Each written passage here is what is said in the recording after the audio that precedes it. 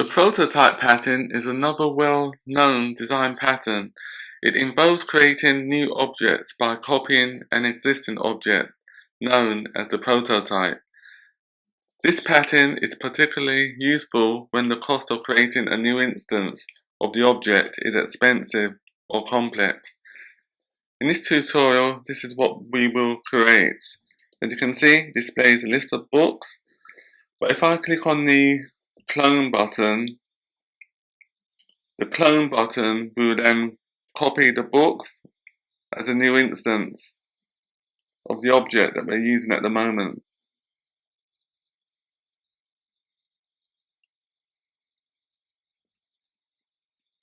As you can see, the original book instance has been cloned, and now we have a copy that includes a list of books, the same list of books that we have here in this list. So here's a duplicate copy. This is the original within the top list, and this is the copy within the bottom list.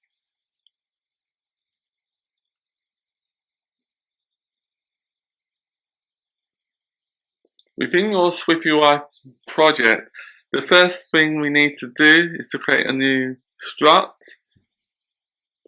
The name of the struct will be called books.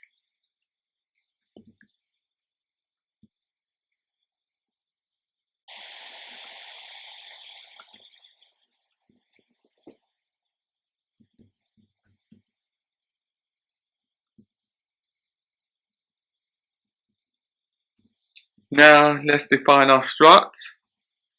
Struct books identifiable. Let ID equals UUID to enable each book to have its own unique ID. Var name string. Var author string. Var image name string. Var price string.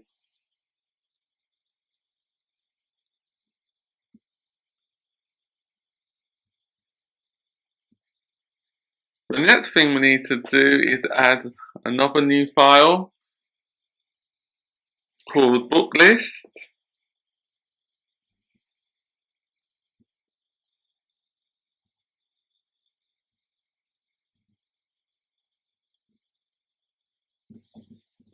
Book list.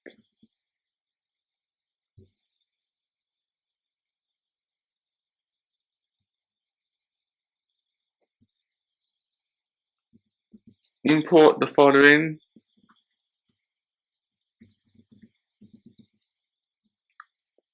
SwiftUI. Import observation. You need those two following frameworks. And then we need to create a protocol. Protocol clonable.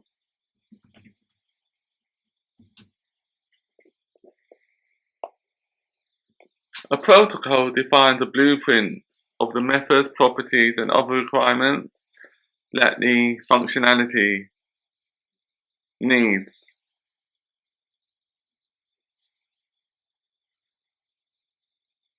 So to create a protocol, the first thing we've done is to declare a protocol name.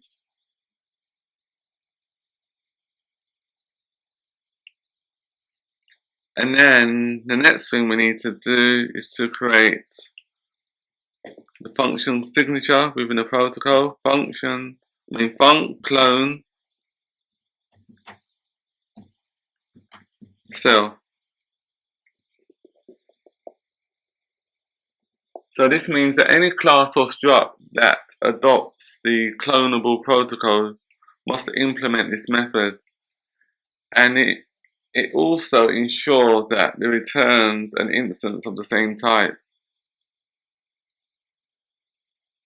by using the self keyword.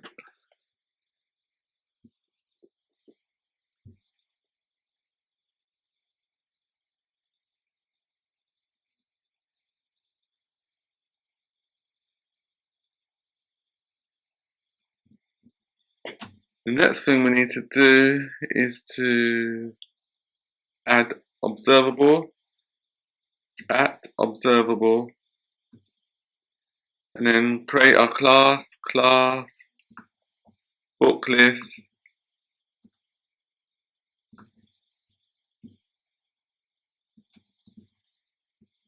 implements clonable, our protocol.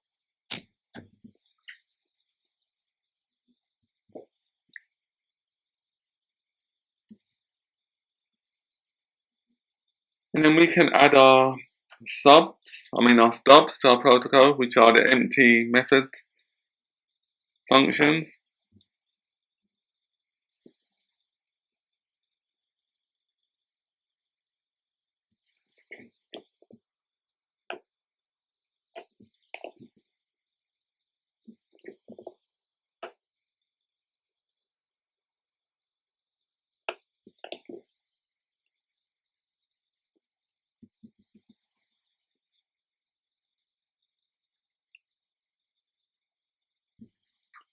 We'll implement that later. So the next thing we need to do is to create our data property that will store a list of books within the array.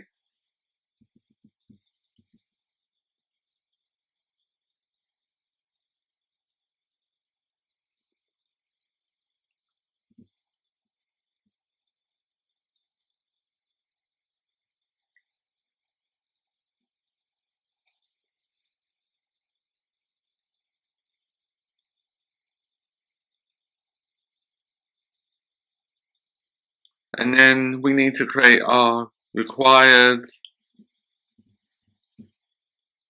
init method.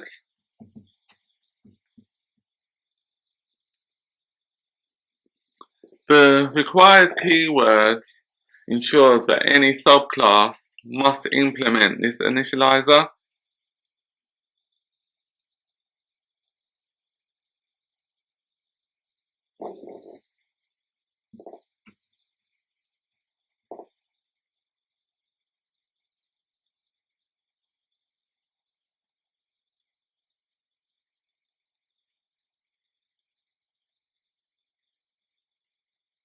The next thing we need to do is to add a required convenience initializer for cloning. Required init data books self.data equals data.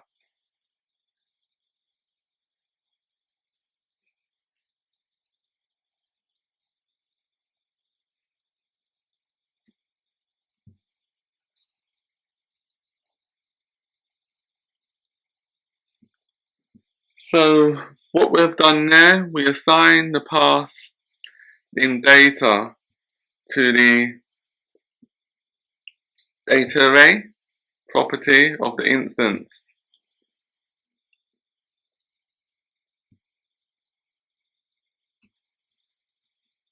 The data was spelled incorrectly on line 21, so we need to remove the E. That should be data.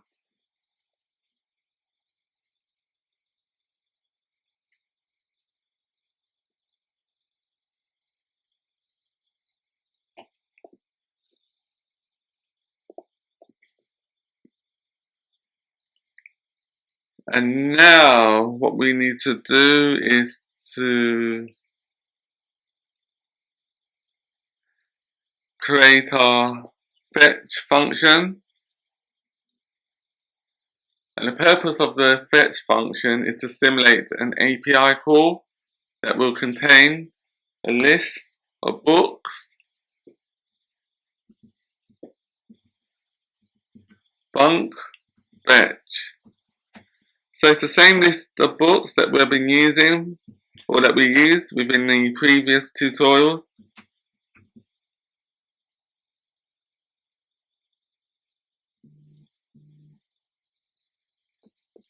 I already have the list of books on a clipboard, so I just paste it instead of like typing it out again.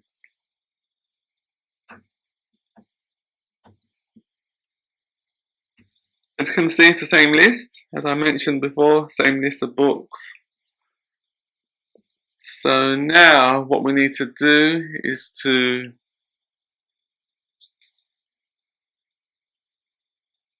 implement our clone function. So the clone function needs to return the following: return type of self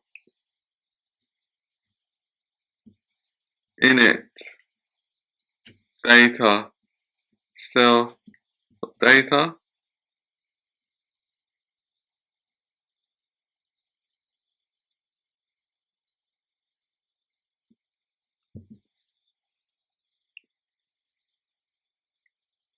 So on line 40, type of self returns the dynamic type of the current instance.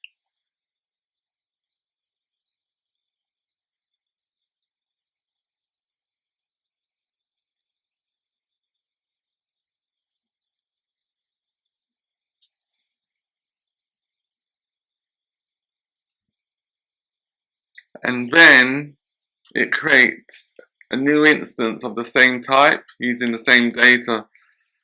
So this is what this line does, or this function, the whole function, that's what it does. That's how it does the cloning.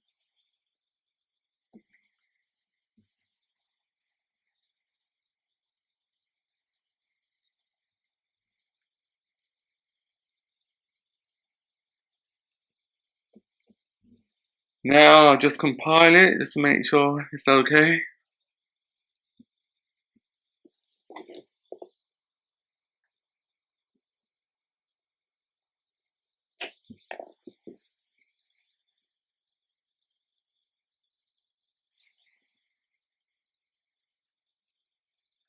The next file we need to create is our book list view.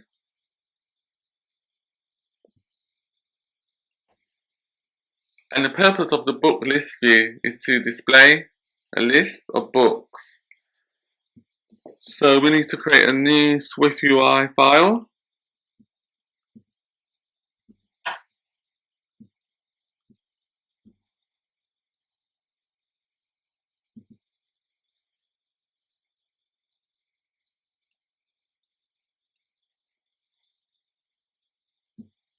And then type in book list view.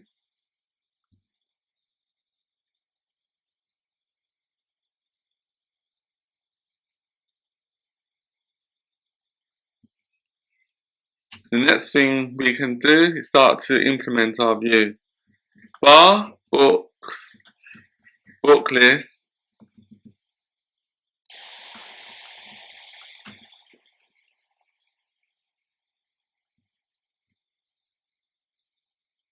The next thing we need to do is to add a navigation view after line 13. Navigation view.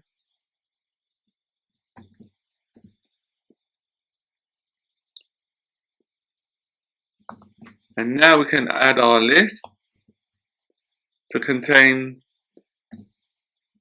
the books that we want to be displayed on the screen. Book in, that's within our closure,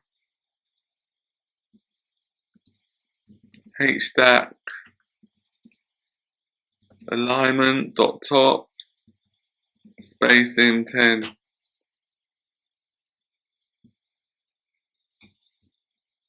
Image,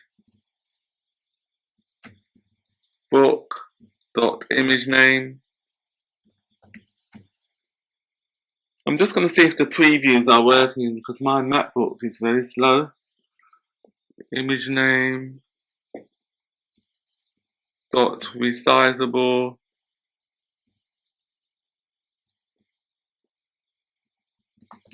frame. So the size of the image will be, for the width, it will be 80 pixels in width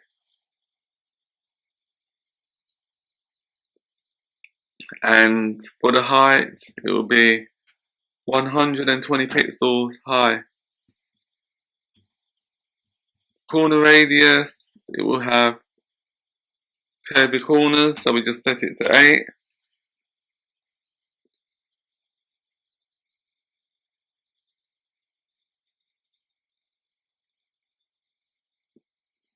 And that should be books and not book. Let's see if it's going to display anything on the preview. And I need a bracket on line 17.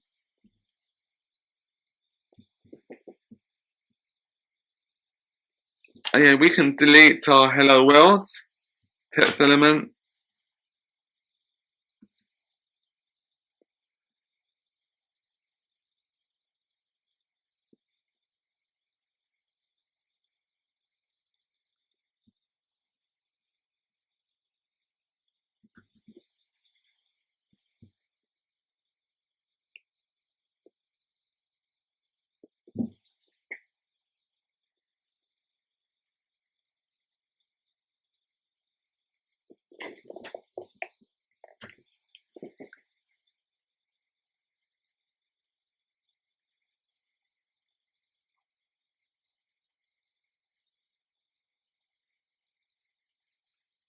Okay, I won't bother with the preview, I'll just leave it. So the next thing we need to do is to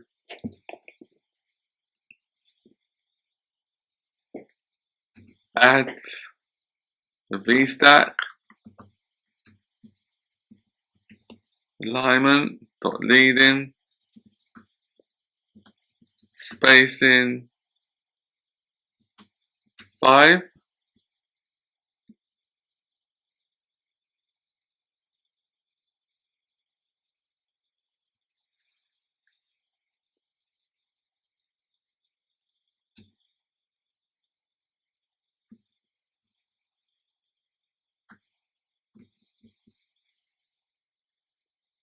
And then we want to display our book name. For the font type, we just use dot title. Font weight, just use dot bold. And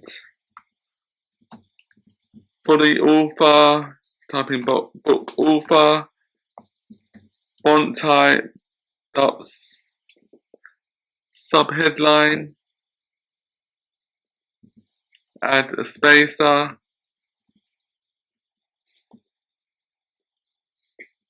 And then for the book price,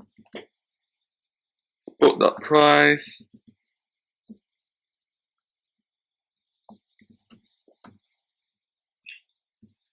dot headline for the font, foreground color,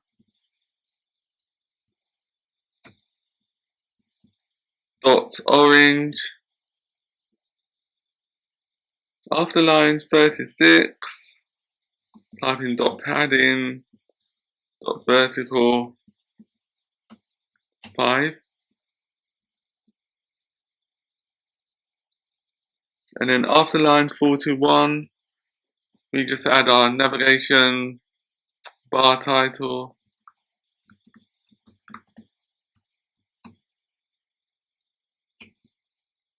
For the title, we just called it book list. Display mode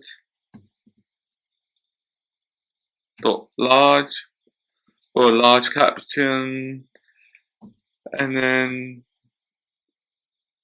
we just use a plain list style.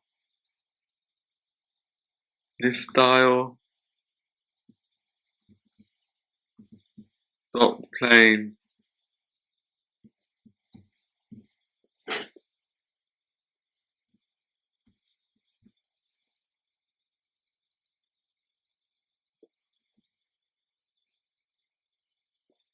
And then after line 44, just add some padding.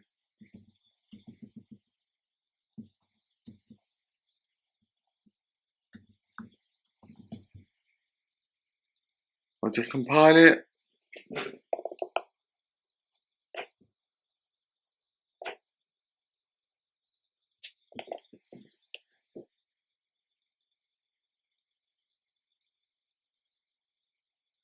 It's just building at the moment.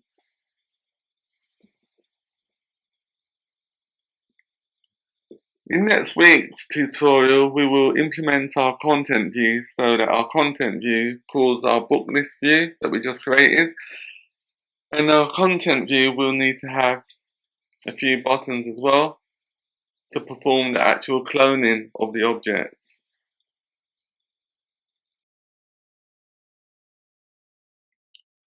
Thank you for joining us. If you found this tutorial helpful, please comment, like and subscribe. See you next week.